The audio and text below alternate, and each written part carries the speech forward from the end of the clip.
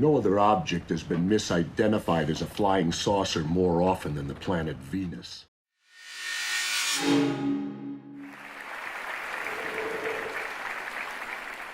It's a great pleasure to be in this beautiful city, and I've had a chance to look at some of the old city today.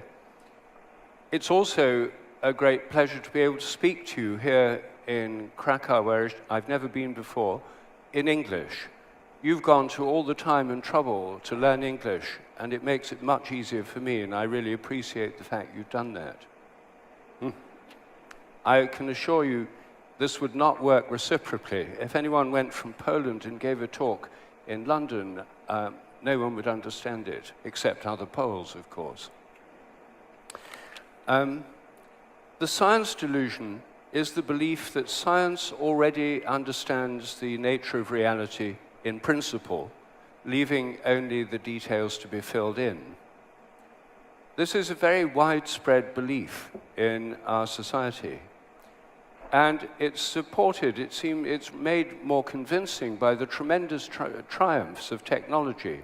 Modern medicine, jet planes, the internet, modern technologies, smartphones. All these things make it look as if science must be right, because it underlies all these completely transformative things that are happening in our world. Very few people question the underlying doctrines of science. And yet, what's happened in the sciences is that the method of science, inquiry, critical discussion, hypothesis, empirical evidence, the scientific method is very powerful and continues to be essential. But the sciences have become trapped in a kind of dogmatic belief system or worldview, which has been in place since the late 19th century. It's not really science, it's a set of assumptions which are part of a philosophy of nature, the philosophy of materialism. The materialist philosophy says that matter is the only reality, and that everything's made of matter, and that matter is fundamentally unconscious. We live in an unconscious, machine-like universe. So that's the basic assumption of materialism. There are 10 basic dogmas on which the modern science is based. I'm going to list the 10. I won't have time to discuss them all this evening. But to start with, the first of them is that nature is mechanical. Nature is like a machine. The universe is like a machine.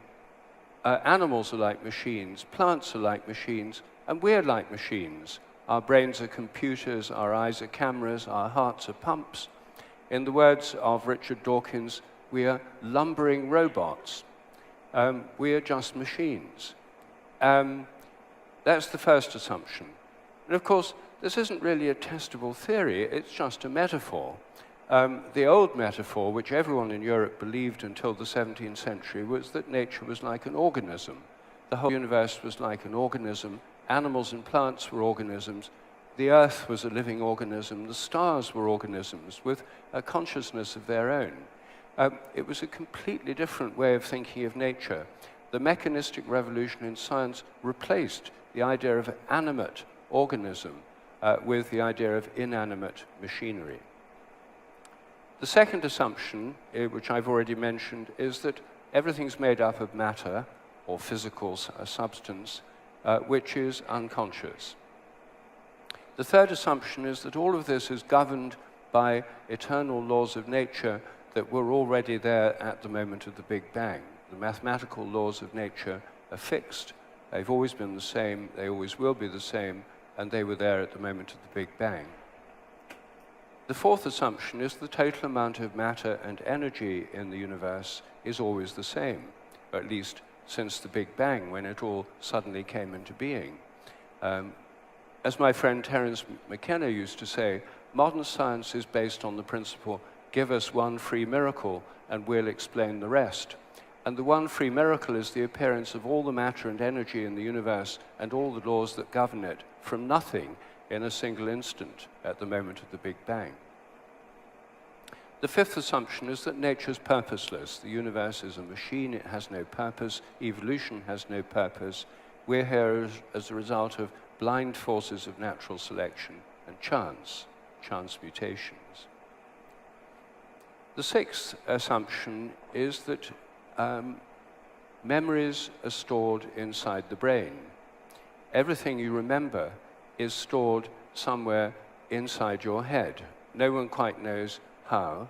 Attempts to find these memories have failed, but the assumption is that it must all be inside the head. If everything's material, memory must be material, and therefore it must be in your brain.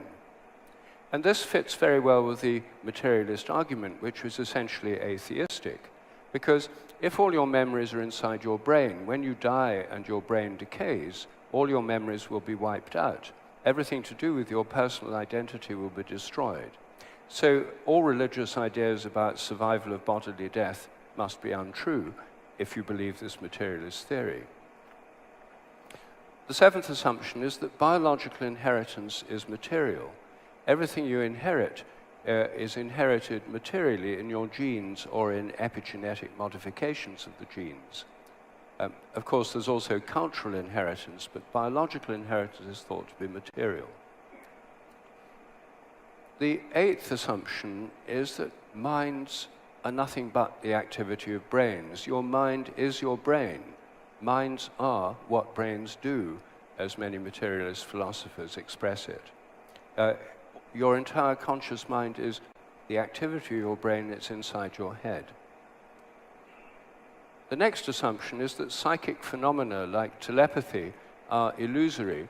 They can't possibly exist because the mind is in the brain. Therefore, your thoughts or intentions can't possibly influence other people many miles away because it's all inside your head. And the 10th assumption is that mechanistic medicine is the only kind that really works. The body's a machine, you're a machine, the brain's a machine. Therefore, the only ways to treat it are physical, through surgery, or chemical, through drugs. And of course, surgery has made astonishing improvements. There are many amazing drugs, and we all depend upon them. But this view of medicine as dealing only with the physical and the chemical is a very limited view. But nevertheless, from the point of view of the mechanistic medicine assumption, it's the only kind that really works. All alternative and complementary therapies, all miraculous healings, all healings through prayer or through pilgrimage must be illusory, or if they happen at all, they're nothing but the placebo effect. But of course, the placebo effect is itself unexplained because what it shows is that our expectations and hopes affect our medical recoveries. Well, these are the 10 basic assumptions which are not usually taught as a series of doctrines. They're simply absorbed by people as they go through the educational system by a kind of intellectual osmosis. If they were spelled out more clearly, it would be easier to look at them skeptically. But most people don't even realize they're making these assumptions. They don't think they're assumptions, they just think they're the truth. So the kind of atheistic skeptics that all of us encounter from time to time who say, I don't believe in God, I believe in science, don't think that what they have is a belief system. They think they know the truth. Everyone else has belief systems, Catholics, Protestants, Hindus, Muslims, etc. But what they know is the truth. Well, what I'm arguing is it's not the truth. It's a set of assumptions. And what we need to do is apply the spirit of radical skepticism to look at these assumptions on which contemporary science itself is based. It's a thoroughly scientific thing to do, to look scientifically at assumptions. When we do that, we find that very few of these assumptions are supported by evidence at all. Every single one of them turns out to be deeply questionable. And when we question these assumptions, when we look at the alternatives, all sorts of new possibilities open up. I think that these assumptions constrict science and stop it from expanding and growing in a way that it could. I'm going to start with the assumption that the total amount of matter and energy is always the same.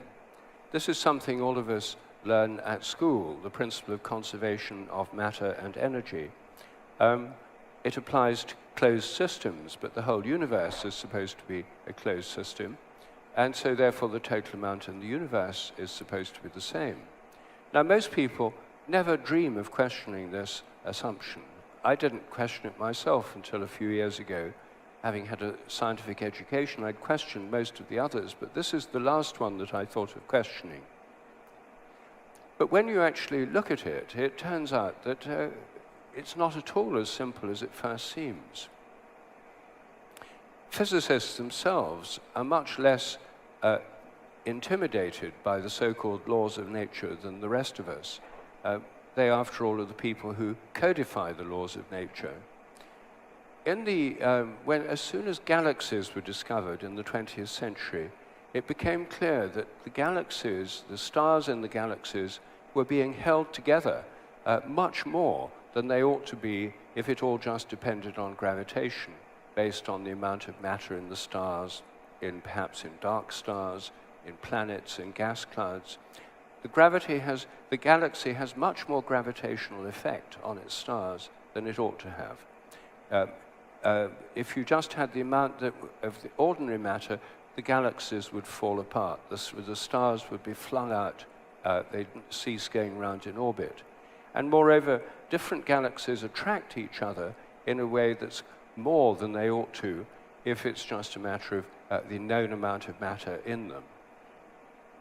This was a big problem for physicists, and it was proposed first in the 1920s and 30s, but no one took it that seriously then, but increasingly often until it became mainstream in the 1980s, that there must be an extra kind of matter in galaxies which we couldn't see, which we know nothing about, but which has to be there to explain the behavior of galaxies.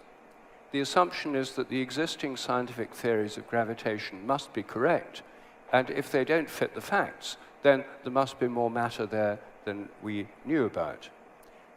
How much more matter?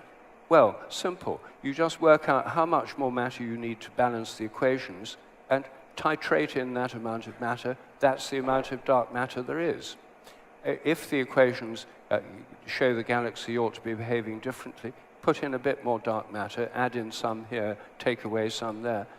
Since no one knows what it is and can't observe it, it's entirely up to physicists to tell us how much there is, and they can adjust the amount at will. They've created something like 4 or 5 times more matter than ordinary matter at the stroke of a pen. Having created all this extra dark matter, the mass of the universe became much greater than it was thought to be before. So much so that there ought to be extra gravitation would stop the universe expanding until it finally stopped expanding and began to contract again, and it would all end in the opposite of the Big Bang, known as the Big Crunch.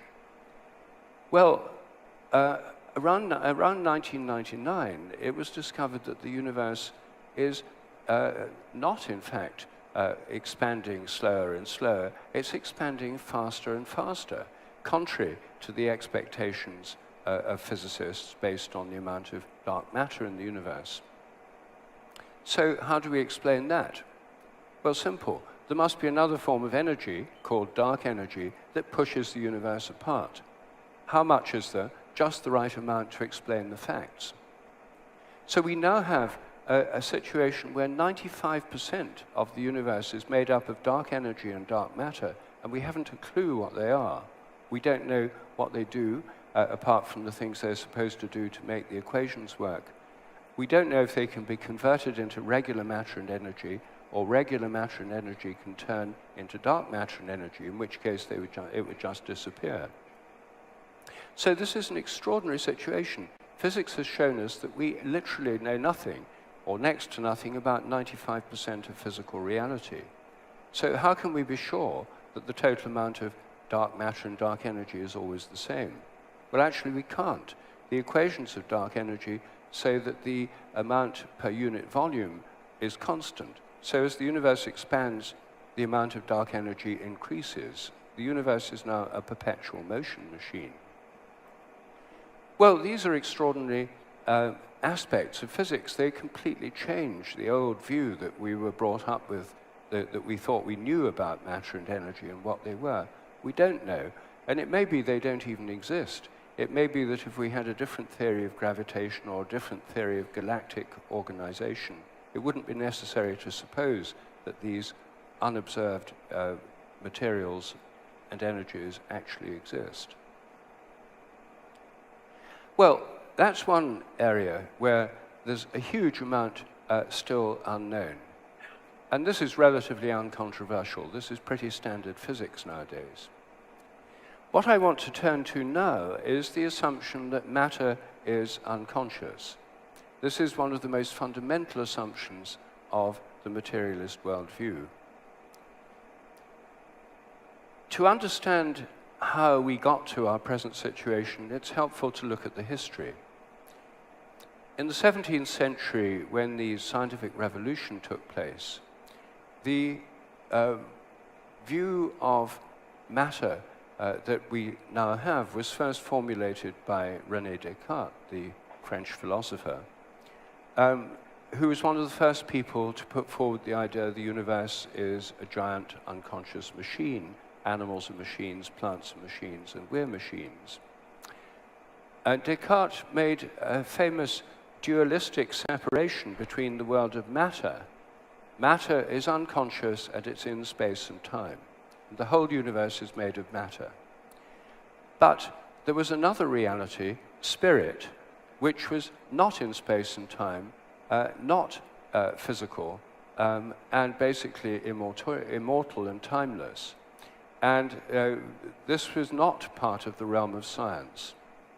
The realm of spirit, in Descartes' view, included three basic components: God, angels, and human minds.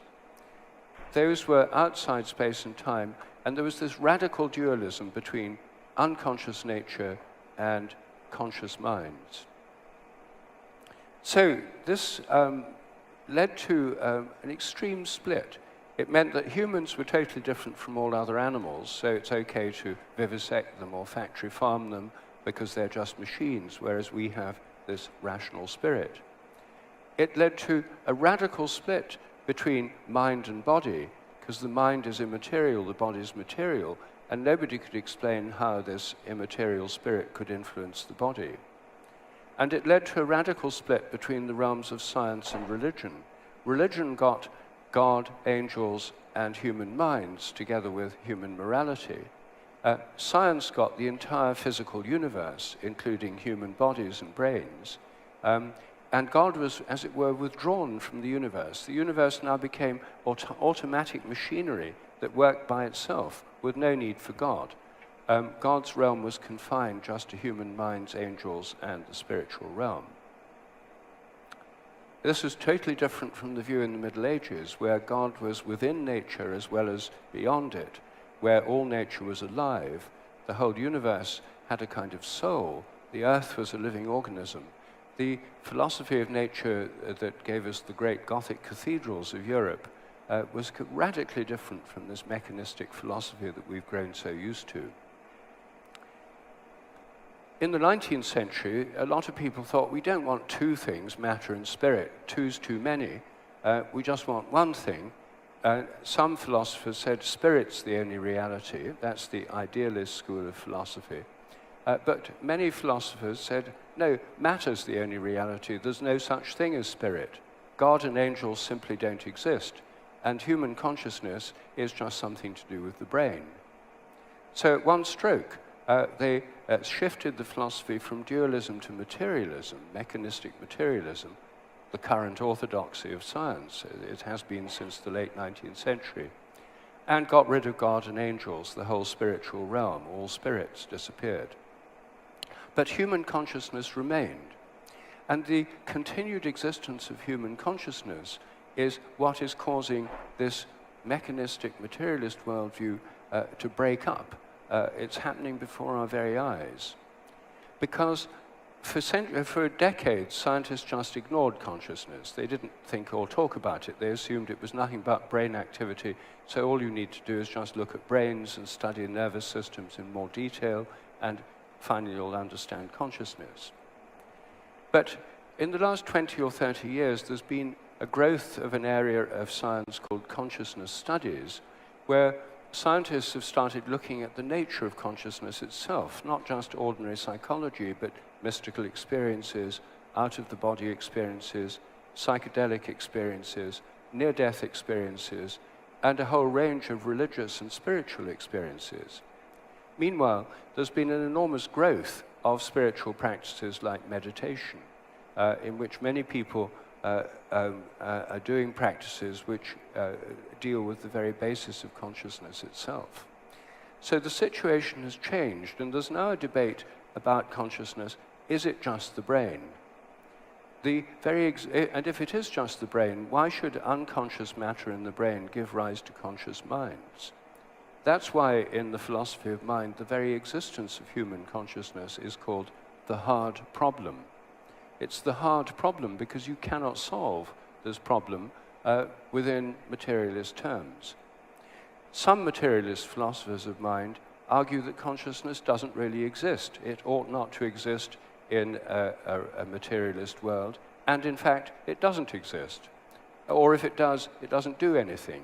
It's just a kind of epiphenomenon of what goes on in our brains, like a kind of shadow that doesn't do anything. Or, as some of them suggest, that consciousness is an illusion produced by brains. The trouble with that, of course, is it doesn't solve the problem, because illusion is a mode of consciousness.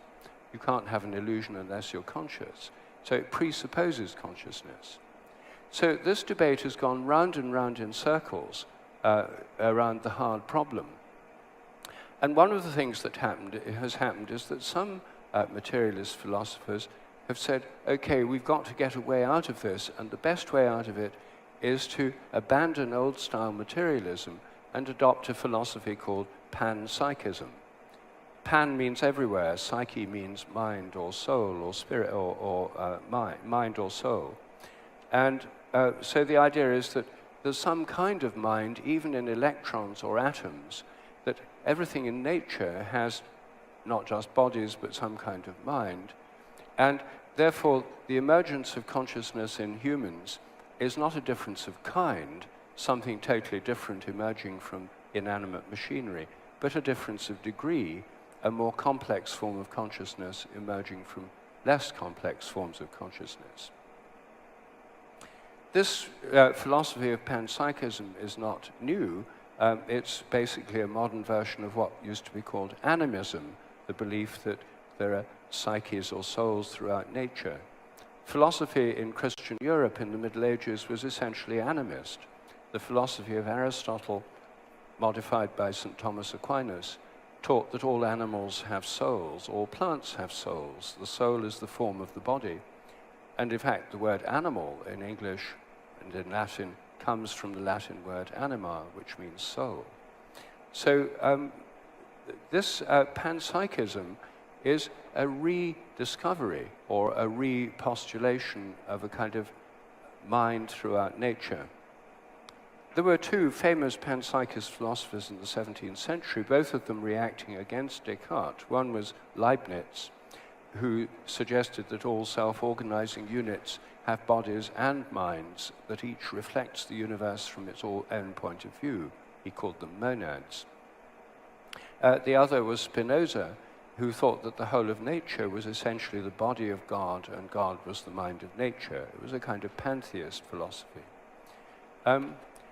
The most interesting animist or panpsychist philosopher in the 20th century was Alfred North Whitehead, who was writing in the 1920s, a British philosopher, who talked in terms of the philosophy of organism. The universe is not a machine, it's an organism.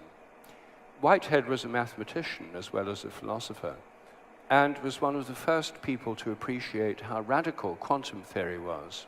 In the 1920s, he got it. Most people took decades to get that what a radical break this was from traditional physics. Quantum theory says that electrons and atoms and protons are not just little bits of stuff. They're not solid bits of matter like small billiard balls.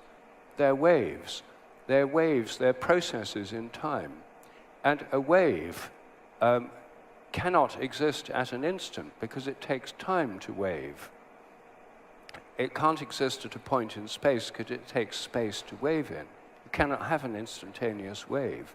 That's at root the reason for the uncertainty principle in quantum mechanics. Whitehead realized that if electrons and protons and atoms were waves, they were processes in time.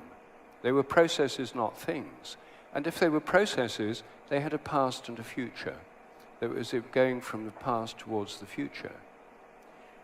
He then came up with an extremely interesting idea which still hasn't been fully worked out. It's just begun to be discussed again. And that is that this nature of matter as time, in time, gives us a new way of thinking about the relation of mind and body. Old views of mind and body relationship are that the mind's somehow inside and the body and the outer world are out there. We talk about the inner life and the outer world. These are spatial metaphors. But he thought the relation of mind and body was a relationship in time, not space. The mind, he thought, was the future pole, like in a polarity between the past and the future. The mind was the future pole, and the body is the past pole. The mind is concerned with possibilities, and these possibilities are not actual because they don't become actual until there's a decision, and one of them becomes actual. As soon as it becomes actual, it's measurable, it's a fact, but it's in the past. For example, in the case of an electron, if you want to know what an electron will do, you work out the Schrödinger equation of quantum mechanics, which tells you all the possible things that electron could do. It's a description of possibilities. That's like the mind of the electron. It's got all these possible things.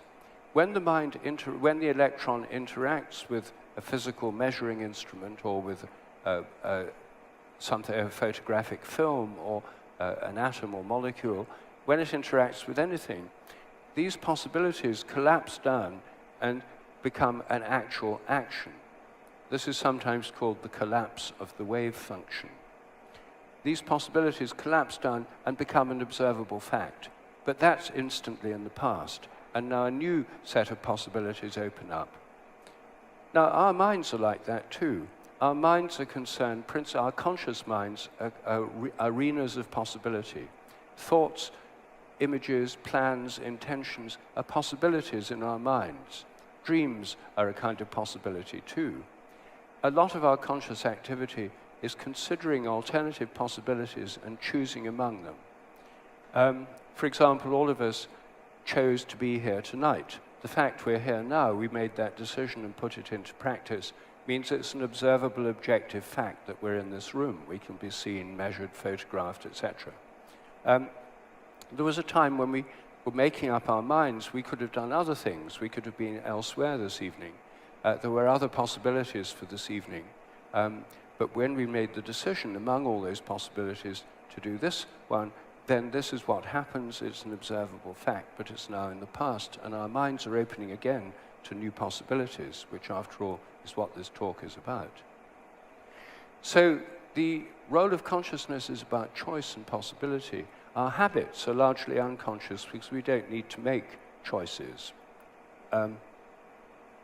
So this idea of mind-body relations gives us a completely different view of the way nature works. The mental causation is a stream of causation working from the future towards the past, whereas physical causation of the kind we're familiar with from physics works from the past towards the future. Again, in the Middle Ages, in the philosophy of St. Thomas Aquinas and in the philosophy of Aristotle, to explain everything, you had to have not just the physical cause and the matter of which something's made, you also had to have the goal or the intention towards which something was attracted. Everything in nature was attracted towards a goal, according to Aristotle. A growing animal or plant is attracted towards the goal of reaching its mature form.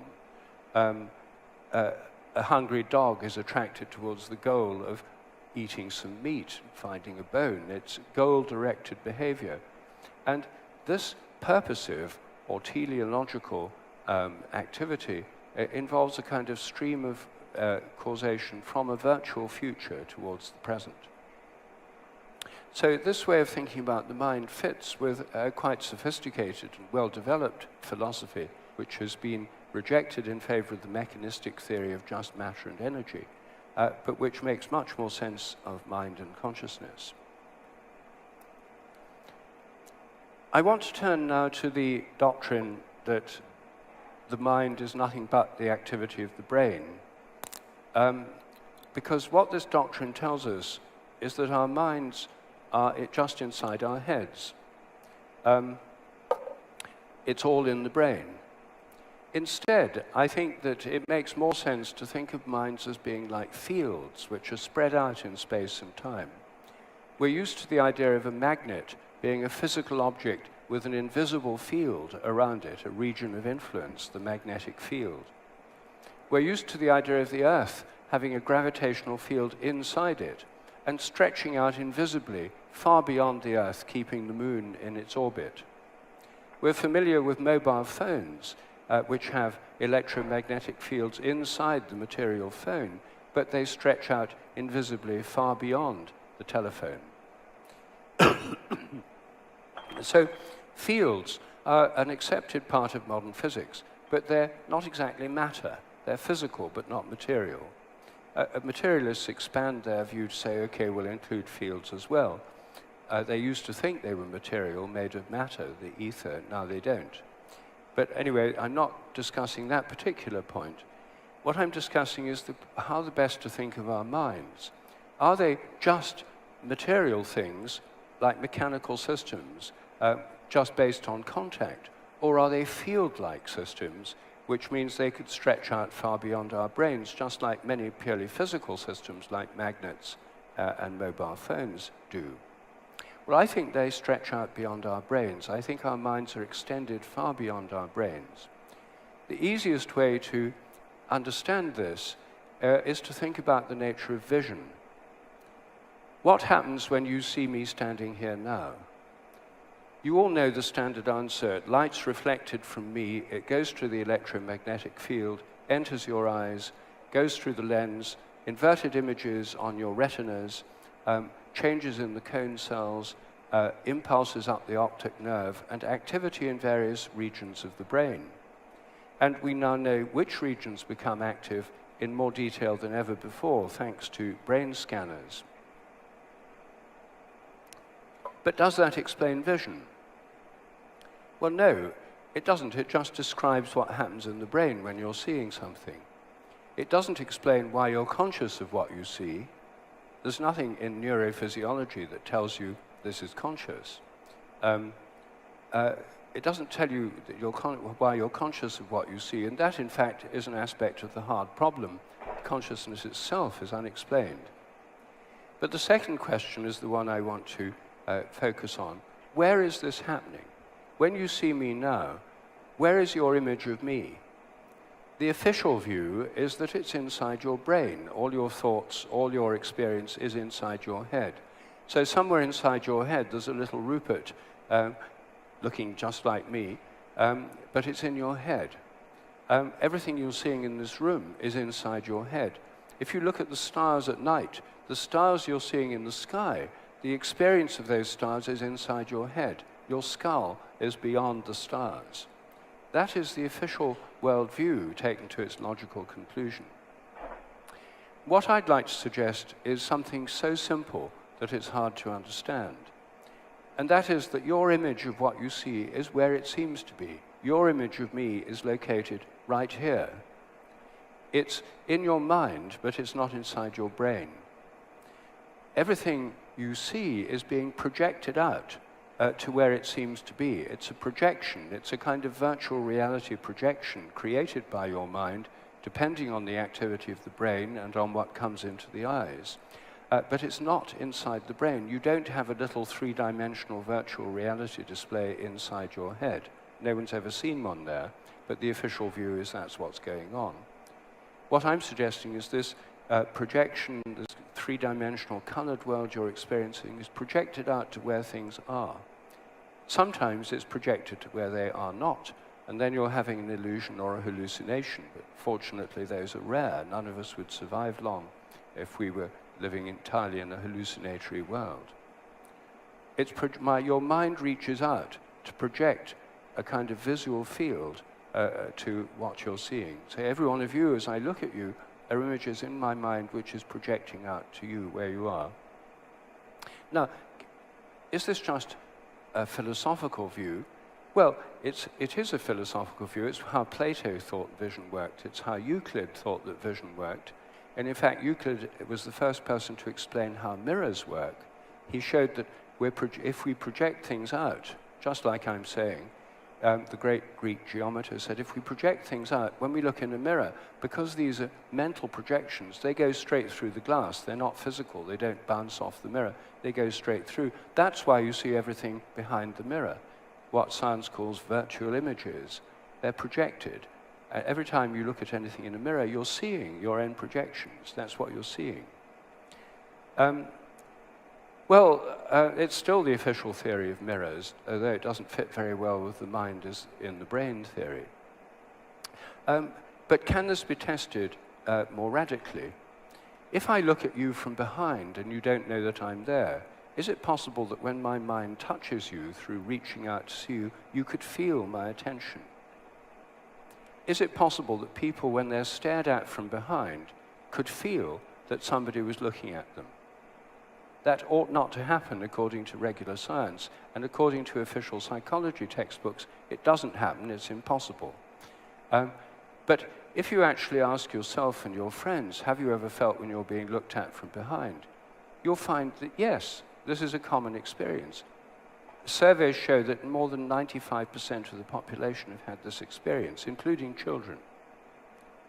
And also, the great majority of people have had the converse experience, staring at somebody from behind and seeing that person turn around and look at them. There's a slight sex difference in these results. More women than men have experienced being stared at, and more men than women have experienced staring at others and making them turn around. Nevertheless, members of both sexes are very familiar with this phenomenon, including children. What does science have to tell us about this? Well, until recently, nothing. The subject was such a strong taboo that it was not investigated throughout almost from about 1880 to 1985. There were only 4 published papers in the scientific literature on the subject. 2 of them were by skeptics saying it's rubbish, it shouldn't happen, and people ought not to believe it. 2 of them were by people who'd actually done some experiments and said, well, look, yes, it does seem to happen. So this is an experimental question. Does it happen? I'm a biologist, and I started looking at the natural history of this. I interviewed people whose job it is to watch others, surveillance officers, private detectives, the drug squad at Heathrow, the store detectives at Harrods, practical people who are paid to watch other people. Most of them take it for granted that this is a reality. When you're being trained how to follow somebody as a private detective, you're trained don't stare at their back because they'll feel you're looking at them. They'll turn around, catch your eye, and your cover's blown. This is just completely taken for granted. In the Japanese martial arts, people can actually be trained to become more sensitive to being looked at from behind. It's useful to know if someone's looking at you from behind, they might be trying to attack you. And if you can sense it, you'll escape better.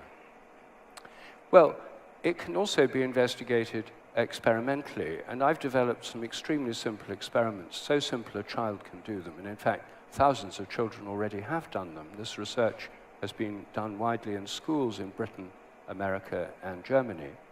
One person sits with a blindfold, the others behind them, and in a random series of trials, they look or don't look at the back of their neck. And in each trial, the people have to guess if they're being looked at or not. They're right or wrong. By pure chance, they'd be right 55% of the time. The results are not that much above chance. In the looking trials, they're right about 60% of the time. It's a very artificial test. But it shows positive, significant results over hundreds of thousands of trials. An experiment of this kind has been running in the Amsterdam Science Museum for the last 20 years, one of the biggest experiments ever conducted, and it shows overwhelming statistical evidence that this really happens. Now, for most people, it's not surprising it really happens because they've experienced it in real life. You might think, well, the experiments need to be done more rigorously. Well, they have been through mirrors, through one-way mirrors, through windows, even through closed-circuit television. People's physiology changes measurably when they're stared at on closed-circuit television. So there's an influence even of someone seeing your image. You don't even have to see someone directly for this to work. It turns out this is very common among animals as well. They can tell when they're being stared at. Some people can tell when animals are staring at them, and so on. I think it probably evolved in the context of predator-prey relationships. A prey animal that could tell when a predator was staring at it would have a better chance of surviving than one that couldn't tell. I think, therefore, that our minds reach out every time we look at something through attention. And the English word attention, from the Latin word ad tendere, which means ad means towards, tendere means to stretch. I think attention is our mind stretching towards something. It's closely related to intention, where our minds stretch into something. This too can have great effects. If I think about you and I want to get in touch with you, and I really need to talk to you, my intention is to telephone you, and I have the intention to call you. I go to my telephone, I dial your number, I try and call you, and quite often, you might have the experience, you suddenly start thinking about me for no apparent reason, and then say, that's funny, I was just thinking about you when you rang. This is an extremely common experience. More than 80% of people who've had experiences of apparent telephone telepathy, thinking of someone who then rings, or knowing who it is when the phone rings before looking at the caller ID. The standard explanation for this, the so-called skeptical explanation, is, oh, well, it's just coincidence. You think about people all the time. If one of them rings, you imagine it's telepathy, and you just forget all the times you're wrong. A reasonable hypothesis, but evidence-free. Science is about testing hypotheses, and I've actually tested that one in many experiments. In the basic experiment, you would, if you're the subject, you'd sit at home with a landline phone. You know it's an experiment. You've set aside time specially. You give us the names of 4 of your close friends or family members who you might be telepathic with. We pick one of the 4 at random, ring them up and say, please ring your friend after thinking about them for a minute or two, ring them very soon. They ring. Your phone rings. Before you pick it up, you're being filmed. You have to guess who it is. I think it's John. Hello, John. You're right or you're wrong. There's a 1 in 4 chance of getting it right by chance, 25%. In these tests, the hit rate is about 45%. It's massively significant statistically. It's artificial test. People aren't right every time, but much, much more significantly than chance. This research has now been replicated at the University of Freiburg in Germany and in the University of Amsterdam, Holland. And it's also the same kind of thing happens with text messages and emails. You think about some, you get a message from them. It shows we're interconnected. The commonest forms of telepathy in the modern world are ones that have developed along with technology. I help to emphasize, and they're happening more than they've ever happened before because people spend so much time using telephones nowadays. Now, these are psychic phenomena to do with the psyche or the soul. Psychic phenomena are common in animals. Many animals are telepathic with each other, and they're telepathic with their owners. I wrote a whole book called Dogs That Know When Their Owners Are Coming Home, about dogs, cats, and other animals which are telepathic with their owners. Many people have found this, and I've shown that it's not just chance. When people come at random times in unfamiliar vehicles, animals can still know. We have all this on film. You can see films of these experiments on my website. So I think psychic phenomena show the mind is extended in space, to some extent in time as well, because we have precognitive dreams sometimes. But these are like horizontal connections. They're connections to other people and to animals. These are not spiritual phenomena, they're psychic phenomena. There's a distinction between these realms. I myself think our minds are also open to spiritual phenomena, to the influence of the spiritual realm, which comes through spiritual practices, through prayer, through spontaneous mystical experiences, and is what religions and spiritual practices are all about. So I think our minds are more extensive than our brains in a spiritual dimension, as well as in a psychic and material dimension. The idea they're nothing but the brain, they're all inside the head, is a dogma. And it's a dogma that's imprisoned our civilization for a long time. There's no reason that we need to go on believing it. The scientific evidence for it is very small. The evidence for a more extended view of the mind is much greater. And it's quite liberating to think of your mind as being much more extensive than your brain. It makes much more sense of your own experiences. Well, my time's up, so I can't go on with any of the other dogmas, but I hope I've said enough to show that all these big assumptions that science are based on turn out to be entirely questionable, and when you question them, new possibilities open up, new scientific possibilities open up for inquiry.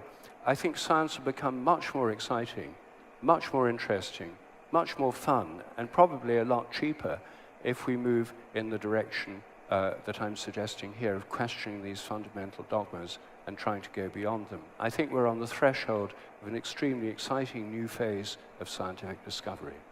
Thank you.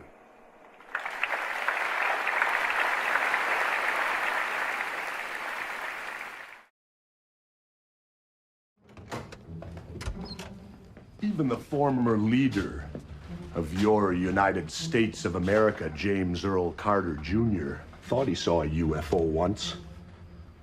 But it's been proven he only saw the planet Venus. I'm a Republican. Venus was at its peak brilliance last night. You probably thought you saw something up in the sky other than Venus.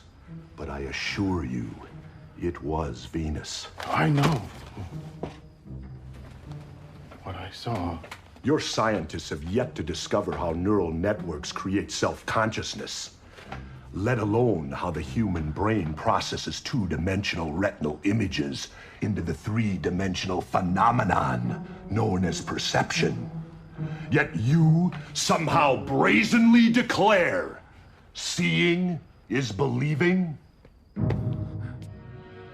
Mr. Crickenson, your scientific illiteracy makes me shudder.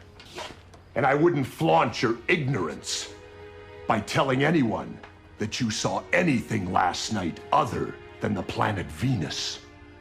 Because if you do, you're a dead man. You can't threaten me. I just did.